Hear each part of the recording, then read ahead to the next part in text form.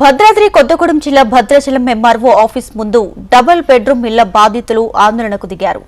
ముంపుకి గురయ్యే అయ్యప్ప కాలనీ వరద బాధితులకు నష్టపరిహారం కింద ఏఎంసీ కాలనీలో డబుల్ బెడ్రూమ్ ఇండ్లు కేటాయించారు అధికారులు. అయితే ఇల్లు శిథిలావస్థకు చేరుకున్నాయి. దీంతో బాధితులు ఆగ్రహాన్ని వ్యక్తం చేశారు. తాళాలు అధికారులకు తిరిగి ఇచ్చి ఆందోళనకు దిగారు. అధికారులతో వాగ్వాదానికి దిగారు.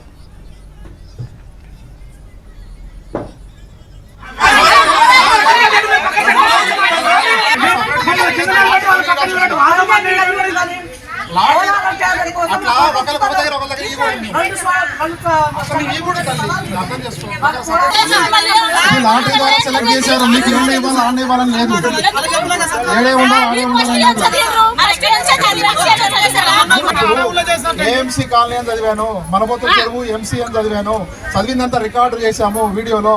రెండవది కవర్ లేవు కాదు, ఏఎంసీ కాలనీ వరకు కీసు రెడీగా ఉన్నాయి, ఇచ్చినాము.